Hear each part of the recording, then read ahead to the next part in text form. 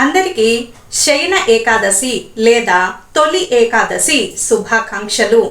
అందరూ మన శక్తిని అనుసరించి చక్కగా నారాయణ్ణి స్తుతించాలని, ఆయన అనుగ్రహానికి పాత్రులం కావాలని కోరుకుంటూ మరొకసారి అందరికీ తొలి ఏకాదశి లేదా శయన ఏకాదశి శుభాకాంక్షలు. చాతుర్మాస్య దీక్షలు సరిగ్గా ఆషాఢ శుద్ధ ఏకాదశి తోటి ప్రారంభమయ్యి 4 నెలలు ఆషాఢము, శ్రావణము, భాద్రపదము, ఆశ్వయుజము ఈ 4 నెలలు శ్రీహరిని అనుసరించి శ్రీహరి ప్రీత్యర్థమై ఇక 4 నెలలు కూడా చాతుర్మాస్య దీక్షలు నిర్వహిస్తూ ఉంటారు. ఈ దీక్షలు సరిగ్గా ఎప్పుడు ముగుస్తాయి అంటే సరిగ్గా 4 నెలలు ఈ దీక్షలన్నీ కొనసాగుతూ ఉంటాయి. ఆషాఢ మాసము, శ్రావణ మాసము, భాద్రపద మాసము, అలాగే ఆశ్వయుజ మాసము, సరిగ్గా కార్తీక శుద్ధ ఏకాదశి, దీనినే ఉత్పన్న ఏకాదశి అంటే శ్రీహరి సరిగ్గా ఆషాఢ శుద్ధ ఏకాదశి రోజు యోగ నిద్రలోకి ఉపక్రమించి ఇక ఇప్పుడు పడుకున్న స్వామి మేల్కొలుపులు అంటే మరలా ఎప్పుడు మేల్కొంటాడంట, సరిగ్గా కార్తీక శుద్ధ ఏకాదశి రోజు. దీనినే ఉత్పన్న ఏకాదశి లేదా ప్రబోధిని ఏకాదశి అని మనము పిలుచుకుంటూ ఉంటాము, లేదా బృందావన ఏకాదశి. సరిగ్గా స్వామి నిద్ర మేల్కొలుపులు ఇవన్నీ జరిగిన తర్వాత క్షీరసాగరంలో శేషపాన్పుపై పవలించినటువంటి స్వామి సరిగ్గా మరి కార్తీక శుద్ధ ఏకాదశి రోజు నిద్ర నుంచి మేల్కొని సరాసరి ఎక్కడికి వెళ్తాడంట, బృందావన ఏకాదశి అని కూడా పేరు కాబట్టి సరాసరి బృందావనానికి వెళ్తాడంట. ఇక అంత ఇష్టమట తులసి ఉండే ప్రదేశం అన్నా, ఇక రాధ ఉండేటటువంటి ప్రదేశం అన్నా కృష్ణుడికి అమితమైనటువంటి ఇష్టమట. మరి ఈ 4 నెలలు కూడా ఆషాఢ శుద్ధ ఏకాదశి నుంచి ఇక సరిగ్గా కార్తీక శుద్ధ ఏకాదశి వరకు అందరూ కూడా చాతుర్మాస్య దీక్షలు అంటే నెమ్మదిగా మాట్లాడడము, మితంగా తినడము, మితంగా భాషించడము ఇవన్నీ చేస్తుంటే శ్రీహరి ప్రీత్యర్థమై నారాయణ మంత్రము, అలాగే అష్టాక్షరి మంత్రము, ఇవన్నీ కూడా పంచాక్షరి మంత్రము ఎప్పుడూ కూడా శివకేశవులు ఇద్దరికీ కూడా భేదం చూపించకూడదు. వైష్ణవాలయానికి వెళ్ళినప్పుడు శివ పంచాక్షరి మంత్రము ఓం నమో నమ శివాయ అని పఠించాలంట. అలాగే శివాలయానికి వెళ్ళినప్పుడు ఇక అష్టాక్షరి మంత్రము, ఏమిటా అష్టాక్షరి మంత్రము? ఓం నమో నారాయణాయ.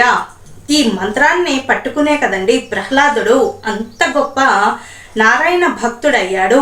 అందరినీ ఈ లోకాన్ని ఎదిరించి కూడా స్వామి భక్తిని తన వశం చేసుకొని ఇక స్వామి భక్తిని సాధించుకొని ఇక రక్షింపబడ్డాడు. అలాగే మరి శివకేశవులకు ఎప్పుడూ కూడా భేదం చూపించకూడదు. శివాయ విష్ణు రూపాయ శివరూపాయ విష్ణువి అంటే శివుడే కేశవుడు, కేశవుడే శివుడే. కాబట్టి మేము శివుణ్ణి తప్ప కేశవుణ్ణి పూజించము, లేదా కేశవుణ్ణి తప్ప శివుణ్ణి పూజించము అని అనడం మోక్షానికి కూడా మరి అర్హత కోల్పోతారు. ఇటువంటి మరి భావం ఉన్నట్లయితే మరి చక్కగా కూడా ఆషాఢ శుద్ధ ఏకాదశి ఈరోజు పాల సముద్రంలో శేషతల్పంపై నిద్రించినటువంటి స్వామి నిద్రలోకి ఉపక్రమిస్తాడు స్వామి. మరి ఇటువంటి ఉపక్రమించినటువంటి చర్య ఎప్పుడు ముగుస్తుంది? సరిగ్గా కార్తీక శుద్ధ ఏకాదశి రోజు ముగుస్తుంది. అప్పుడు మేల్కొంటాడు కాబట్టి స్వామి ఆ ఏకాదశిని మరి శయన ఏకాదశి, ఉత్పన్న ఏకాదశి, ప్రబోధిని ఏకాదశి, దేవ ప్రబోధిని ఏకాదశి లేదా బృందావన ఏకాదశి అని ఇత్యాది పేర్లు, రకరకాల పేర్లు. మరి వీటికి అర్థం ఇదండి. మరి చాతుర్మాస్య దీక్షలు చక్కగా అందరూ కూడా ఆచరించేవారు తప్పకుండా ఈ దీక్షను స్వీకరించండి. సరిగ్గా ఈ కాలంలోనే మరి చాతుర్మాస్య దీక్షలు మధ్యలోకి రాగానే మరి అక్టోబర్, నవంబర్ ఈ ప్రాంతంలో అయ్యప్ప దీక్షలు కూడా మరి ప్రారంభిస్తూ ఉంటారు. మండల కాలం దీక్షలు 41 రోజులు శుచిగా మితంగా మాట్లాడాలి, మితంగా తినాలి, తెల్లవారుజామునే చన్నీటితోటి స్నానం చేయాలి. అబద్ధము నిషిద్ధము. అబద్ధము హాస్యానికైనా మరి సరదాకైనా అబద్ధం ఆడరాదు, ఎగతాళిగా మాట్లాడరాదు. ఎప్పుడు కూడా ధర్మబద్ధంగా దైవదత్తమైనటువంటి ఆలోచనలు, చక్కటి ప్రవర్తన, ఇటువంటి మర్యాద పూర్వకమైనటువంటి ప్రవర్తన, అలాగే ఒక జీవితానికి విలువ ఉండాలి అంటే మరి మన ప్రవర్తనే తోడవుతుంది. కాబట్టి ఎప్పుడూ కూడా శ్రీహరిని స్తుతించండి. ఓం నమో నారాయణాయ అన్నంత మాత్రాన్నే క్షణ మాత్రంలోనే ఆ స్వామి మనల్ని రక్షించగలుగుతాడు. మరి అందరూ కూడా నారాయణ మంత్రాన్ని జపించండి. శ్రీరామ రామ రామేతి రమే రామే మనోరమే సహస్రనామ తత్యుల్యం రామనామ వరాననే. ఈ మంత్రాన్ని, రామ మంత్రాన్ని ఎవరైతే 3 సార్లు గనక పఠిస్తారో ఇక వారికి విష్ణు సహస్రనామము పారాయణం చేసిన దానితోటి ఆ పుణ్య ఫలం అనేది మన ఖాతాలో పడుతూ ఉంటుంది. మన వెంట సిరి సంపదలు, భోగభాగ్యాలు, ఆఖరికి మన భర్త, అలాగే పిల్లలు, మన తల్లిదండ్రులు ఎవ్వరూ కూడా మన వెంట రాదు. మనం వెంట వచ్చేది మాత్రము మనం చేసుకున్న పుణ్యం మాత్రమే. కాబట్టి ఎప్పుడు కూడా ఎవరిని దూషించకూడదు. మరి గత్యంతరం లేని పరిస్థితుల్లో ఏం చేయాలి? గత్యంతరం లేని పరిస్థితుల్లో శత్రువులైతే దానికి తగ్గట్టుగానే సమాధానం చెప్పాలి, మరలా యథాస్థితికి వచ్చేయాలి.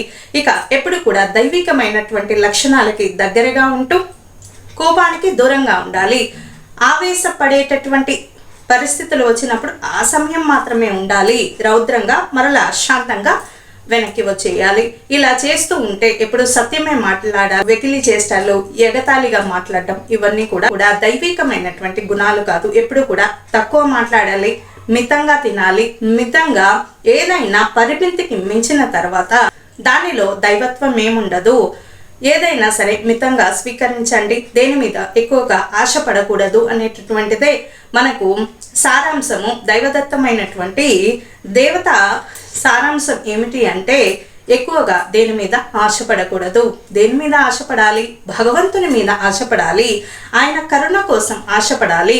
మోక్షానికి చేరుకుని స్వామి మరణానంతరము నిన్ను ఎట్లా చేరుకోవలెనా అని ఈ విధంగా ఆశించాలి తప్ప ఎవరం కూడా ఇక్కడ అందరం కూడా వచ్చిపోయే వాళ్ళమే కానీ ఇక్కడ ఎవ్వరము శాశ్వతంగా ఉండేవాళ్ళం కాదు. కాబట్టి మంచి పేరు సంపాదించుకొని మోక్షానికి గురువు సహాయంతో మోక్షానికి శ్రీహరికి లేదా శివునికి దగ్గరగా చేరుకోవాలన్నదే, కైలాసమో వైకుంఠమో చేరుకోవాలన్నదే మన గమ్యం కావాలి తప్ప ఇంకేముంటుందండి. మన గమ్యము భగవంతుణ్ణి చేరుకోవడమే మనందరి గమ్యం. కాబట్టి ఇక అందరూ కూడా శివకేశవులకి భేదం చూపించకుండా స్మరించారు. విష్ణు సహస్రనామము, రుద్రాభిషేకము, అలాగే మరి అన్నపూర్ణాష్టకము ఇటువంటివి మంచివి రామ కథలు ఇటువంటివి అన్నీ కూడా చదువుకునే ప్రయత్నం చేయండి.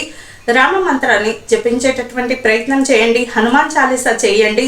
అందరికీ కూడా మరొకసారి తొలి ఏకాదశి శుభాకాంక్షలు.